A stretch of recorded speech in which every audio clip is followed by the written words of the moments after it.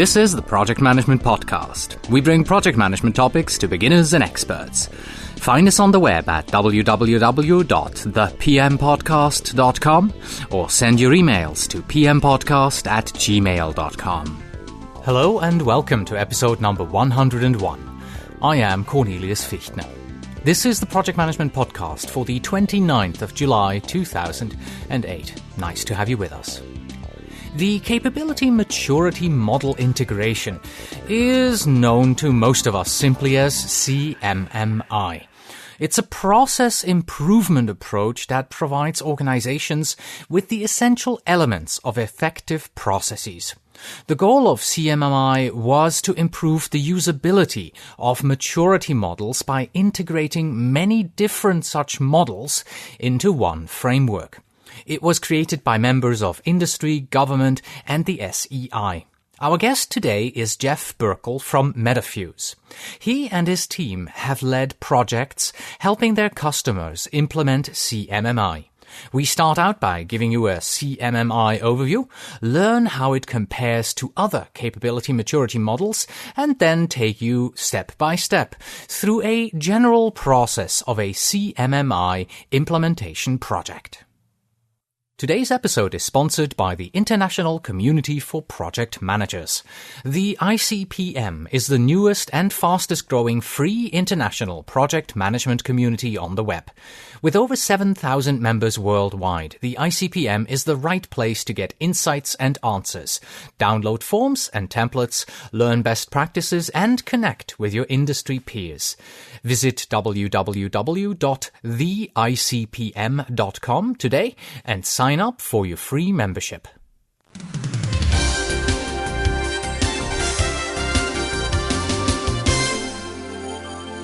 In episode 100, I did a giveaway of 2 CDs from the Alan Parsons Project. And the CD was, of course, my favorite album, The Turn of a Friendly Card. And the winners are one of our free podcast listeners is Richard Moot, and then we have Nitin Sharma, who is a listener and subscriber to the premium edition of the podcast. So congratulations to both of you. However, there's one thing I wanted to read to you, and that is what Richard wrote in his email that he sent to me. And he said, "My first exposure to Alan Parsons was in college at Michigan State University in 1980.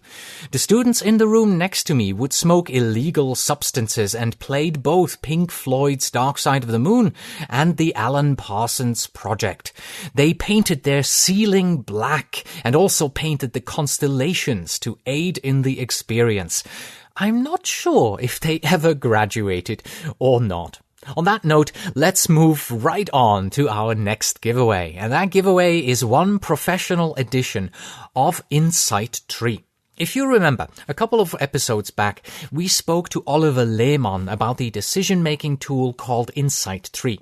Oliver is now offering 1 license to the listeners.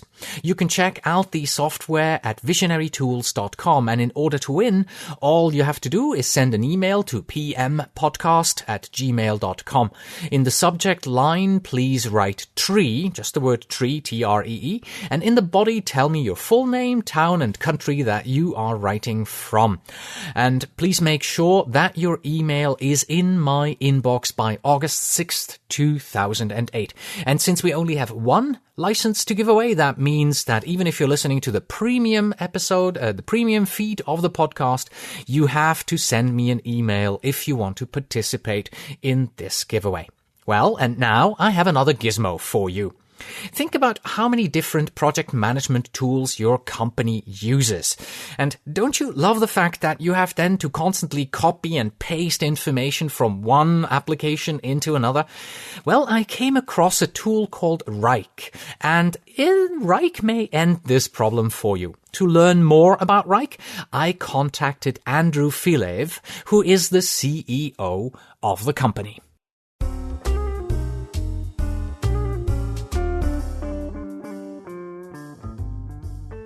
Good morning, Andrew, and thank you very much for coming on to the Project Management Podcast. Hello, Cornelius, and welcome, listeners. First of all, can you give us sort of a 1-minute overview of what Rike is and does? Rike is the most practical project management software. It helps thousands of people to manage projects, team, and businesses. It's collaborative, web-based tool. It's very easy to use and it's inexpensive. What benefits does Rike offer in particular to a project manager who's leading a project? Rike helps the project manager to do less and to save time.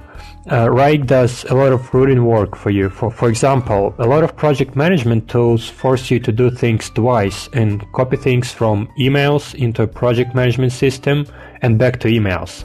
Rike's intelligent email engine saves you time. It does that work for you. This unique patent-pending feature works seamlessly with your emails. It creates tasks and builds timelines, Gantt charts from your emails, and it reminds your team members about tasks before they are due and especially when they are overdue. Another important strength is collaboration. Instead of collecting the updates throughout the team and manually updating the plan, the project manager can focus on guidance while team members can update the plan in the shared web-based collaborative workspace. So that also saves you a lot of time.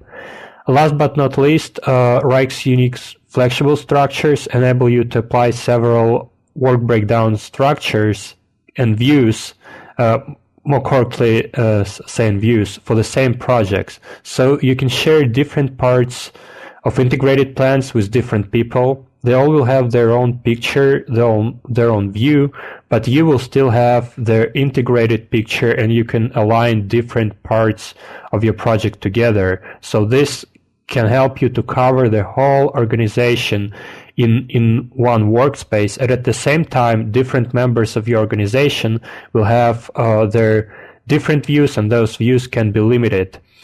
And I'd also like to mention that Rike has an integrated time tracker to help you avoid copying the data from project management system into your billing system. That's very helpful for professional services organizations and for dealing with consultants. And who is your target audience and your target market? Rike especially shines in the multi-project environment when the company needs to run several different projects simultaneously, and when the management needs to have a clear integrated picture of what's going on.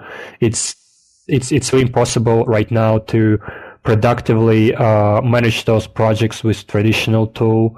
There is no way an executive is going to open 10 different files or workspaces daily just to check the status. So in those kinds of environments, Rike is very, very helpful. We see that a lot in professional services organizations.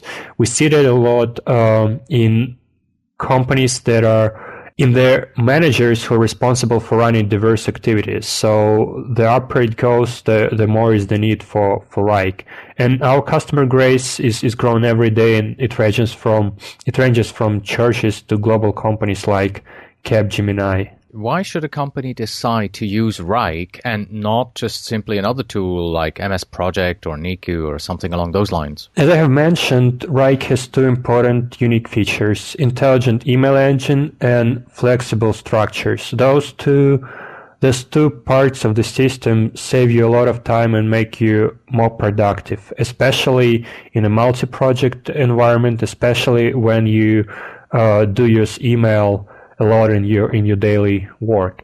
And so Rike closes the gap between project management tools, email, and Web 2.0 collaborative type of tools. Also, Rike is much easier to implement because you do not need to install anything. It's on demand. And finally, Rike's price is unbeatable. It starts from $4 per month per user, while the prices for Microsoft Project and Niku licenses are much higher. And Rike, by the way, has a free viewer, so if you created a Gantt chart in Rike, you can easily share it with your clients and vendors without forcing them to buy licenses for more expensive enterprise tools. Is there a way for our listeners that they can try out Rike? Of course, it's very simple. Go to Rike.com, that's WRIKE.com, click on the free trial link on our homepage. We offer a free 30-day trial, so you can only make the right choice. Okay, perfect. Thank you very much for your time today. I appreciate it. Thank you, Cornelius.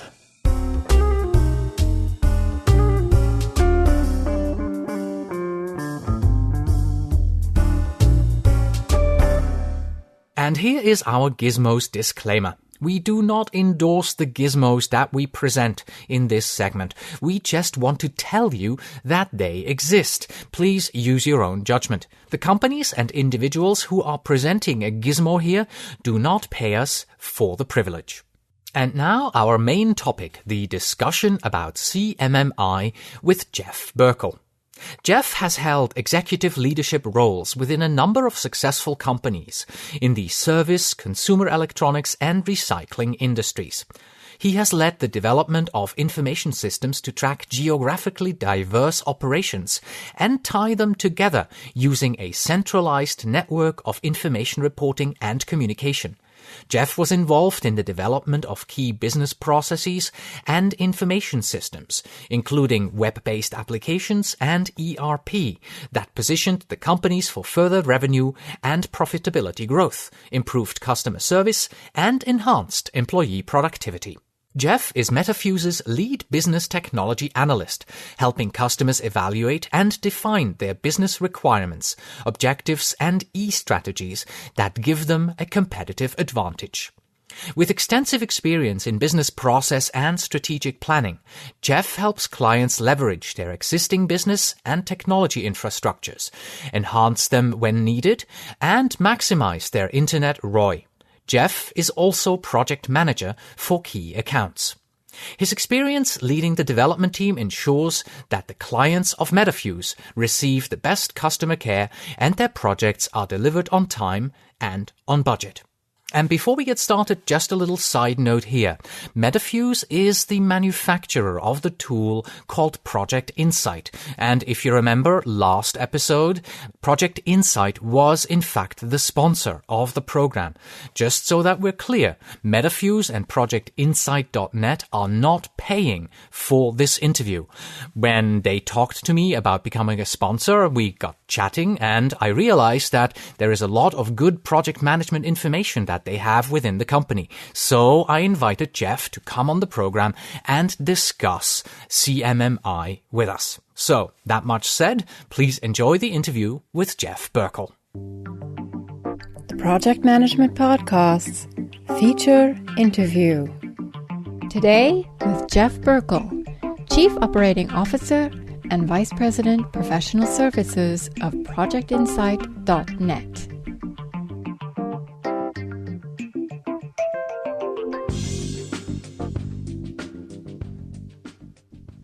Hello, Jeff, and welcome to the program.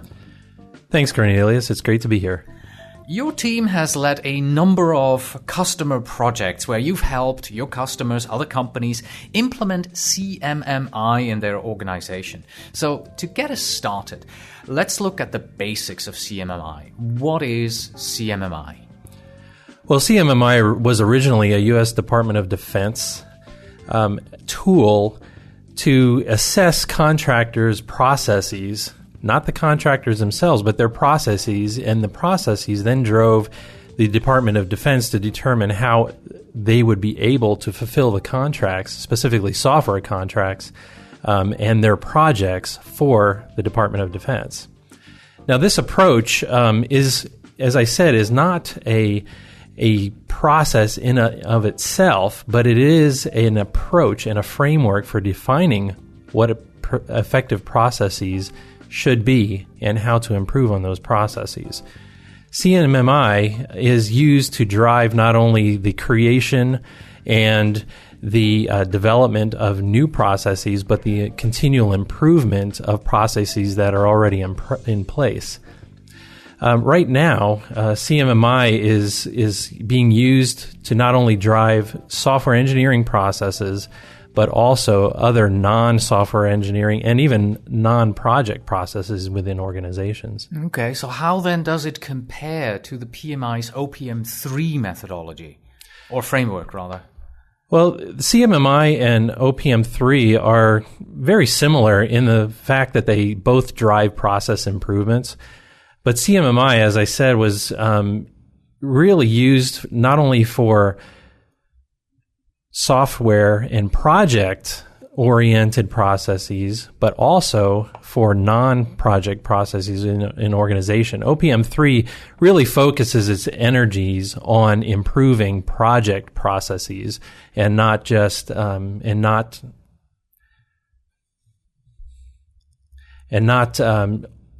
really focusing on the other areas of the organization. No matter what model you're in the end going to follow and what you implement in your company, this implementation will cost time and money. So there has to be a substantial benefit for using these models and implementing them at your company. What benefits do you see that companies gain when you help them work on implementing CMMI? Well, there are a lot of benefits. First, I'll use a cliche here. It's a way for the company to complete projects more on time and on budget. And I know that is a cliche, and everyone uses that, especially project management software companies. They use that cliche to sell their software. But what I mean by this is it translates into lower project implementation and management costs. It also helps you translate and realize the benefits of the outcome of the project earlier. Companies do projects in order to realize some sort of benefit from that, either a cost reduction, an efficiency gain, revenue enhancement, any number of those items. And the earlier you can realize those benefits, the more value that project and that process is to the company. It also helps lower your training and orientation costs for new employees because you have standardized and documented processes that can be followed and folks can be trained on those. And it also provides a baseline or a basis for launching continued process improvements. And when you're looking at companies that are in the customer-facing arena, that their business is doing projects for other companies, it really maximizes their revenue, and it does that through better customer satisfaction. It helps them have better upfront project costing by knowing what things are going to cost and how that is going to translate into the bid or the quote that is signed off by the customer. And in the world of fixed-based pricing, price contracts, it really minimizes the quote-unquote eating of cost overruns that organizations tend to do because they don't have the processes in place to actually meet their obligations under a fixed cost project in the time it would take to actually complete that project. Mm-hmm, mm-hmm. Let's continue down that road a little bit and let's continue to paint that picture as well. What does project management look like in a company before we're dealing with CMMI, and what does it look like afterwards? Well, before there is a CMMI process, I kind of liken it to a bunch of firefighters running around. They go from one project to another. The hottest thing, the fire that's occurring at that moment is what's taken care of. They go to who's screaming the loudest. They go to the hot spot, and that's what they do. They have an idea. These companies have an idea of what they need to get done and by when, but they have no idea on how they're going to do it or what it's going to take to actually accomplish it. They tend to wonder why. They're always working overtime, pulling all-nighters, and just doing things that require them to go above and beyond on a continual basis just to get the project done. They rarely get things done without some sort of heroic effort, hence the firefighter analogy. There's got to be a hero that steps up to the plate that causes the project to actually be completed on time or within some sort of reasonable range of time. And these companies tend to not learn from their mistakes. They repeat them over and over again. Now, companies that are using CMMI, I kind of liken to more of a very good football team. It's a team. They know who's on the team. They know what skill sets each player on the team has, They know what each player is supposed to do on the team, and they know what they're going to do in order to get to the point where they can fulfill that contract, fulfill it on time, and fulfill it on budget.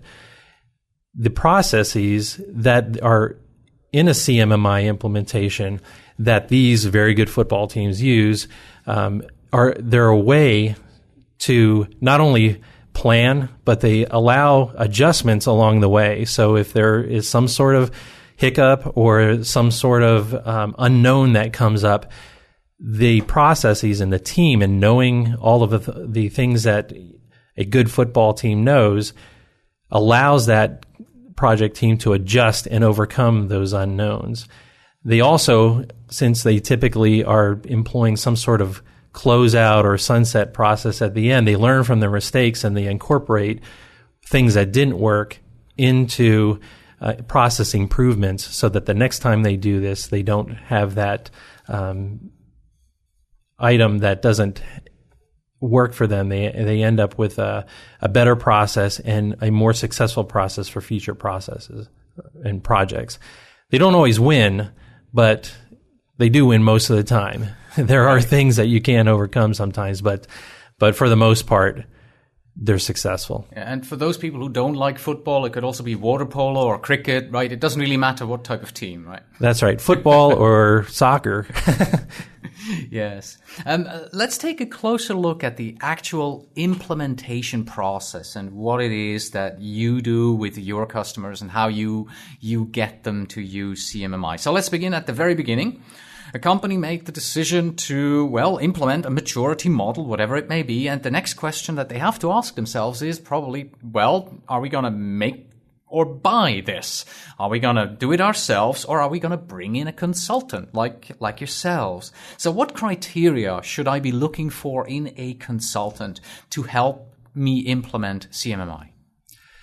Okay, well, first of all, I'll address the make or buy decision. I'm a bit biased here. I'm a consultant, but I would recommend a consultant. Why? Well, there are a number of reasons why you should do that. First, it's very unlikely, except in very large organizations, that you will have the resources on staff that have the skill sets necessary to, one, identify the CMMI process and then develop a plan to implement it and be able to do that. So a consultant brings that skill set to the table. Second, like most projects of this type, the person who is put in charge of it still has to do their quote unquote real job during the day. So the CMMI process implementation becomes an add-on to the person's regular job. And we all know what happens there. It goes slower. It becomes second fiddle. It just doesn't get the highest priority that it should in the company and for that person.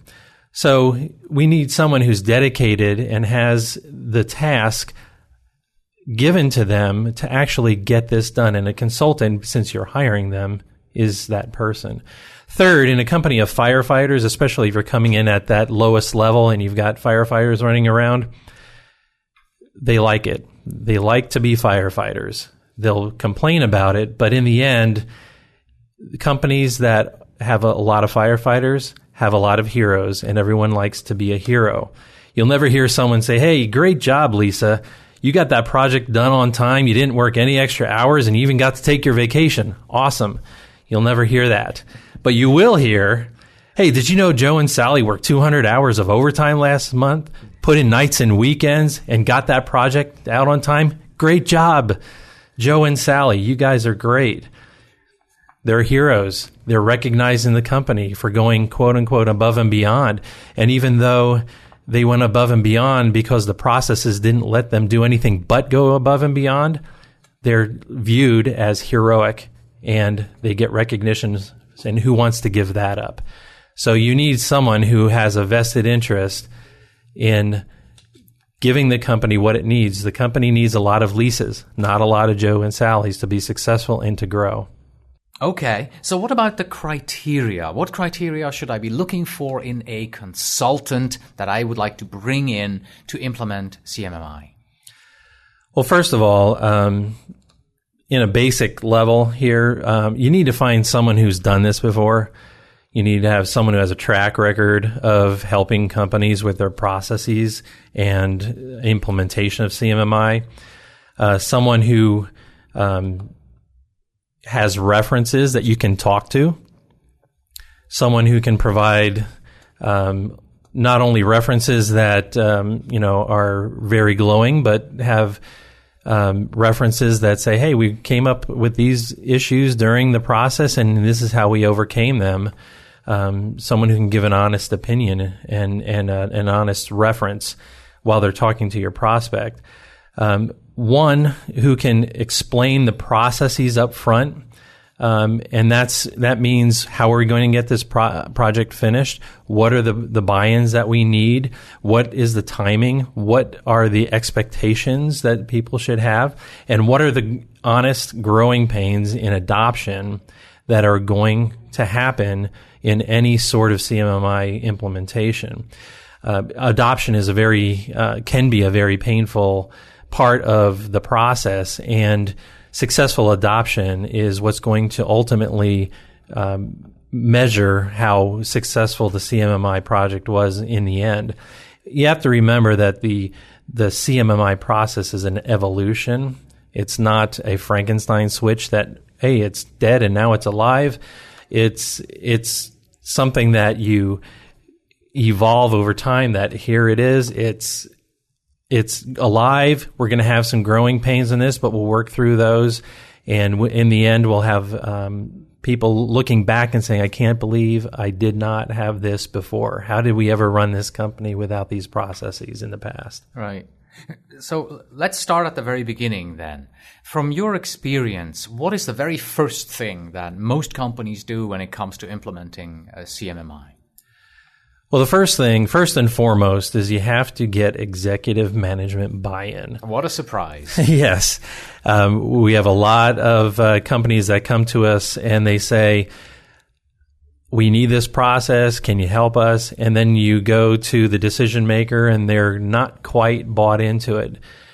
Without that executive management, not only buy-in, but they have to be promoting this. They have to be out there in the field with their team saying, this is what we're doing, this is why we're doing, this is how it's going to help you, and they have to do it continually through the process. So number one is that the executive management has to be on board with this. Okay, so let's assume we've got number one covered. Executive management is on board. We're moving forward. So what specific actions are we now going to take in order to implement and improve actually our processes? Well, at the 30,000-foot level, you want to step back and first understand what the company's all about. Mm-hmm. What are its strategies? What are its goals? And incorporate those into the CMMI process. It doesn't make any sense to have a process that doesn't drive to a company mission. Then I would step back and assess what processes might be in place. A lot of times there are none. A lot of times there are groups that do things the way they do them.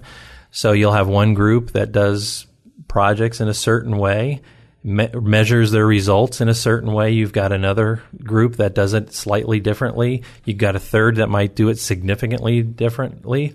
And you'll need to find out what is already there and what people are already doing. And then once they tell you what the processes are that are already in place, you need to interview the people below that level and find out what really goes on, because that's not what it actually happens. Yes. So once you find out all of those pieces, then you can start molding a cohesive set of processes that incorporate the common threads which you will find during all of those discovery meetings, and driving them and the processes towards the company goals. Are there any particular best practices that you and your team employ during this whole definition phase and implementing these process improvements? Well, I'll answer that by kind of going through one of our implementations with one of our customers. We had a customer which I would say would be around a 1 if you're looking at a CMMI model. Oh, so they started out as a 1. Yeah. Okay. They were a soft one, but they did have some of the elements of a 1. Success through the process was starting at the top. The CEO, founder of the company, and the co-founder of the company came in the very first meeting. Before anyone said a word, they got up in front of the company and they gave "this is what we're doing" speech. They set down the expectations of each member of that team, including us. They set down what they expected to be the timelines, and not from a top-down direction saying, we've got to have this in a month. It was, hey, we're going to have a timeline that is driven by what you guys tell us, and we're going to implement based on that, and we're going to implement it in a way that we're going to be successful. We're not going to go too slow. We're not going to go too fast. The next thing that we did was kind of do an overview, find out where the company was going, and we went through the process that I was mentioning earlier, which was we started interviewing. And we interviewed lots of people over a number of weeks. And then we came together with what they called the KIP team, which was the Key Influencer Panel. Not sure about that, but the direction of this panel was to provide representation from every single area of the company. So it came from clerical. It went through creative, it went through technical, it went through project management and PMO, and it went through account management. So it took all the different areas of their company and it put representation. This was important from a buy-in standpoint because everyone had a say in what was going on. And it also helped us to really understand the organization and how it worked and how it interacted with itself. Then we also took a look at how it interacted with its customers because this was a customer-facing, project-oriented company. And we started to go down how the common threads kind of pulled everything together. And as we figured that out, we started getting more granular and developing the processes off of that. Each of the processes that we came up with were first bought off on by not only our own internal staff here at Project Insight, but also at the customers. We called it the super user group, which was a subset of the KIP group that did the day-to-day processes of moving along the whole project. And then once we made a presentation to the entire KIP team. And that KIP team had to buy off on that process before that process became, quote unquote, signed off. And then obviously the upper management would also provide their feedback, usually inside of those KIP meetings as well. So we went through that process, and we did it iteratively. We did it more than once, and we revisited things. Sometimes we found something further down the line as we were doing another process that might have affected a process that we already kind of concluded, and we went back, reopened that, and made the adjustments necessary. And in the end, we had a very solid set of processes that allowed for the planning, execution, control, and closeout of projects, but it also provided guidelines for everyone's day-to-day operations and how they were supposed to not only use the Project Insight tool that we put in there, but also how they used all their other tools in getting their jobs done and reporting back to not only the system, but to their managers, all the things they needed to report back to them. Right. Let me take that train of thought a little further here. You provided the consulting services, but of course, yes, your company also manufactures Project Insight, the tool. So how important then is it to have a solid project management tool like, well, Project Insight to have that for the final success of such an implementation? Well, it's very important.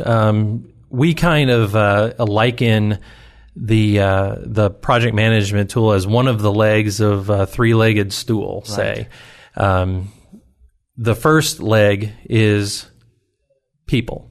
You need people. Now, people, I don't just mean the project teams and the people running projects like project managers. I also mean upper management. I've said that several times, and it's really critical in the success of any CMMI that anyone is contemplating implementing.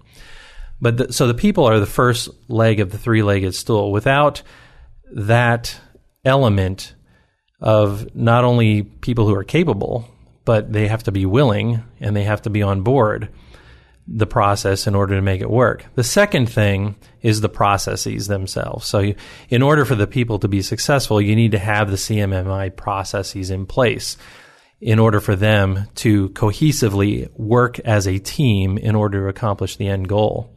The third is the tool, and in our case, it's Project Insight. And you need a solid tool in order to help the people execute the processes and measure their results. And without any one of those legs, you may teeter, but most likely you're going to fall down. Yeah. You mentioned to me before we started the interview that after the project with this particular customer was done, this customer was at CMMI level, sort of a 3, you said. And you started out with a soft 1. So how long did it take you to take them from 1 to the 3? How long was the whole engagement?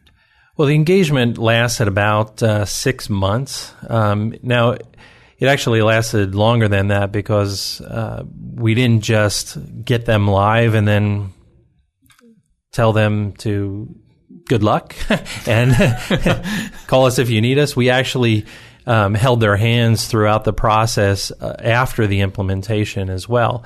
Very important, of course. You can't just say, here it is, and now run with it without giving them any help, yes. That's exactly right. And it is an evolution.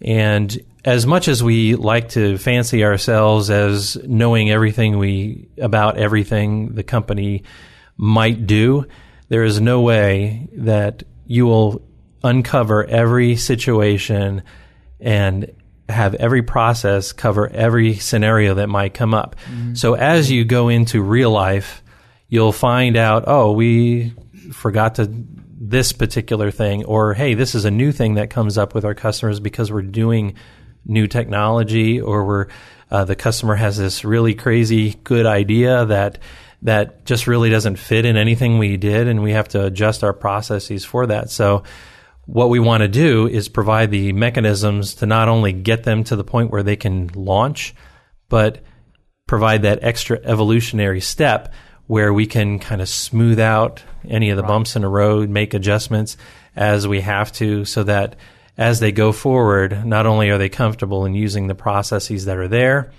they can start thinking about them as, oh, this is something I can suggest. I can improve on this. And that's really the mindset that we need to get them to. That's a process in and of itself.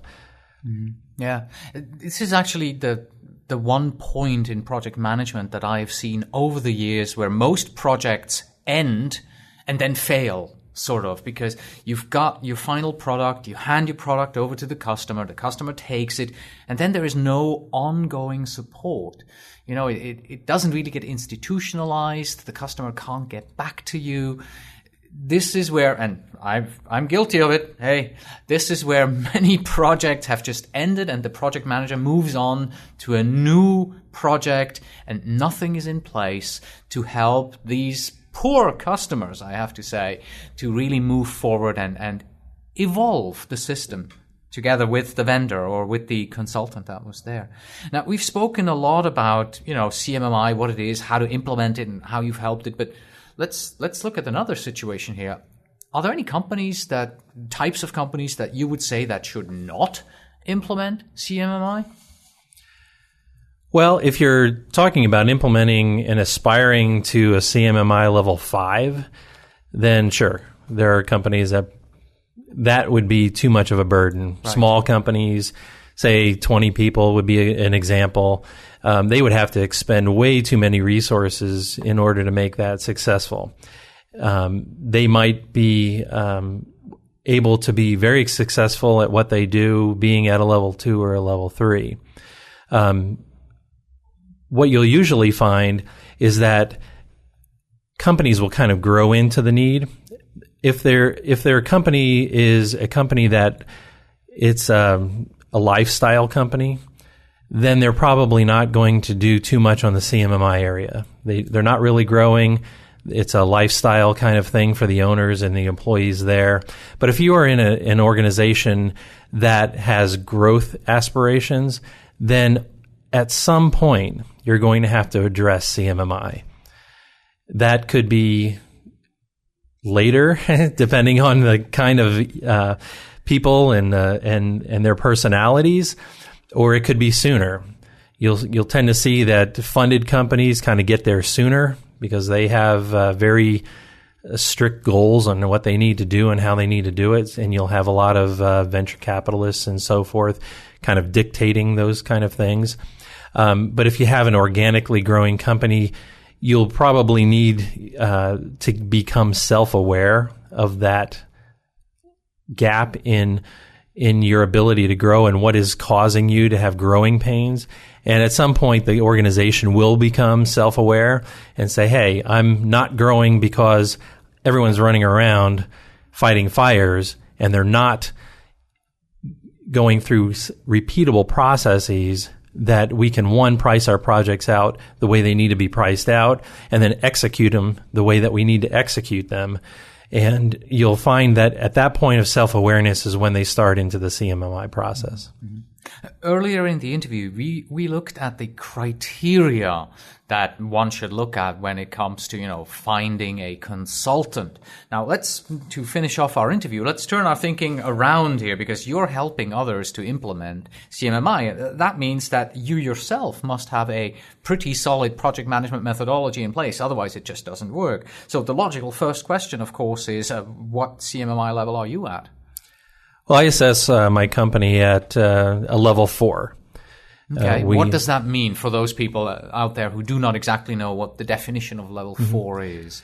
Well, we have very strong, documented, repeatable processes. We have the ability to not only adjust processes going forward, but we employ those processes in not only our planning, but our execution and our closeouts. So everyone is trained, whether it's a product developer or a salesperson, on what the processes are, and those processes are used on a day-to-day basis to manage not only bigger projects, but they're just daily operations. Okay. And what framework is your project management methodology built on? Is it a PMBOK-aligned framework, or how would you say? Well, our product is PMBOK compliant. Okay, and of course the product is, you use the product for your own implementations then as well. Absolutely. We're not the cobbler's son where we don't we don't use our own things, but we do indeed use Project Insight to manage everything from our system implementations to product development. We also use Project Insight for internal projects such as system upgrades and even all the way down to user conferences and things like that. So we do use our own product Project Insight in-house. I would say since we are mainly a software company, our product development falls under the rapid application development, or RAD methodology.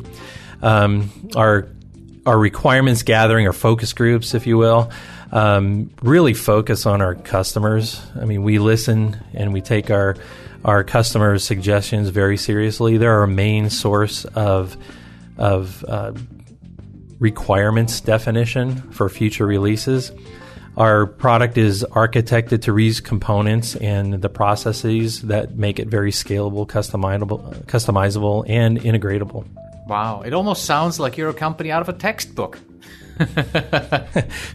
Maybe we can write a new textbook. Absolutely. Well, thank you very much, Jeff, for your time today. Appreciate it. Cornelius, thank you for having me. And that was our interview with Jeff Burkle. That's it for today. Thank you very much for listening. As always, you can find us on the web at thepmpodcast.com. And if you are a PM who wants to become a PMP, you can visit pmprepcast.com. In this sister podcast, we teach you concepts, tools, and techniques that you need to know in order to pass the PMP exam. Please send your emails to pmpodcast@gmail.com, and when you write, please tell me where in the world you are writing from. And finally, we have this. It's a very interesting quote about the risks of project management by a 16th century Italian. Here we go.